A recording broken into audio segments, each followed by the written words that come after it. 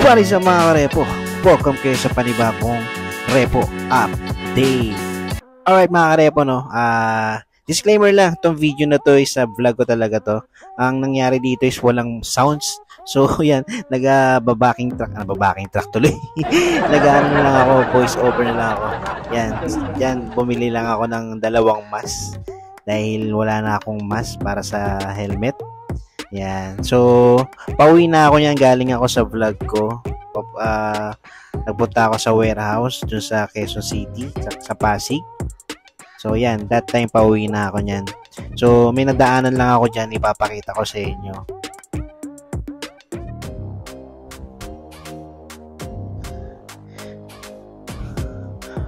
Okay. So, that time, mga karepo yan.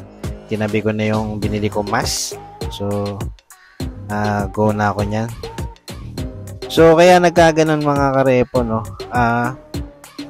Yung record ko dito sa video ko na to, hindi gumana yung lapel ko na nasa helmet.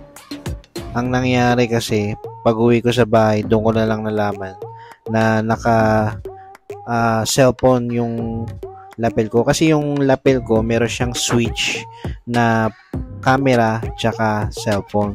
So yung switch niya is nakaturo dun sa cellphone kaya hindi gumana yung sa GoPro ko. Ayun, yun yung nangyari kaya wala siyang sounds. Hindi ko naisip na nawala sa isip ko na nakapihit pala siya. Alright, so yan. Dito na ako banda sa may tutuban nito eh. Yan, papunta na ako Moriones. Yan, nadaanan ko kasi dito yung motor trade Moriones. So nakita ko yung mga motor nila doon na merong bago. Galing na ako doon, mga ilang vlogs pa lang nakakalipas. Galing na ako doon. So meron lang ako nakitang isang bago doon, Honda ADV. So sa vlog ko na to pinakita ko yon, pati yung presyo. Yan, in-upload ko na lang din to para kung sakaling sa mga naghahanap dyan ng Honda ADV, baka magustuhan nyo yun. Okay?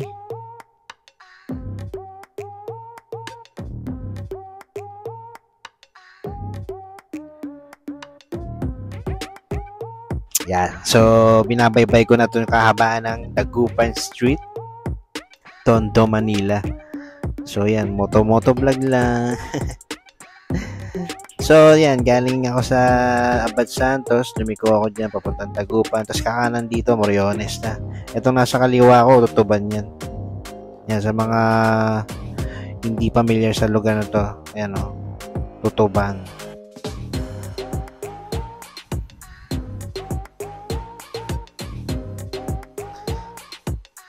Ayan. Alright, so naka-red light. So, syempre, pasaway tayo. Naggo tayo. Pasaway no? Pero, yan. Huwag niyong gagayahin yun mga karepo. So, ayan dire-diretso lang. Yan. So, dito banda, sa bandang kanan, mayroong motor trade dyan. So, yan. Papakita ko sa inyo. Bago lang yung motor trade na yan. Halos 1 taon pa lang yung motor trade dyan. Kaya wala pa siya masyadong mga repo. Tsaka maliit lang din yung shop nila dyan. Ayan. Pero at least kahit pa paano nagkakaroon na sila. Ayan meron silang Bergman din pala Tapos yan, Honda ADV. So yung price niya mga karepo is nasa 108,000. So yan, kung mamurahan kayo o mataas lang kayo, depende na sa inyo yan. Nandun pa rin yung NMAX nila So, sa mga nagtataka nga pala bakit ang mahal ng NMAX sa last vlog ko dito, siguro nagkamali lang sila ng price, kahit ako nagtataka ba't ganun.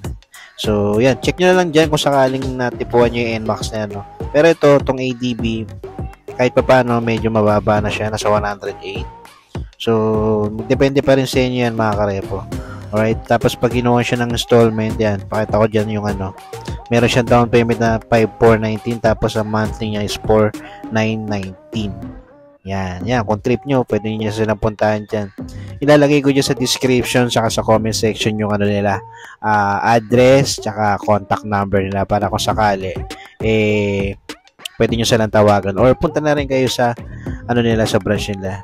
Alright, so sa mga ganitong branch naman, kung sakaling malayo kayo at natipuan nyo to, kunwari nasa ibang lugar kayo, nasa Bulacan kayo, tapos ito, Manila, Tondo, pwede nyo naman sadyain yan, applyan.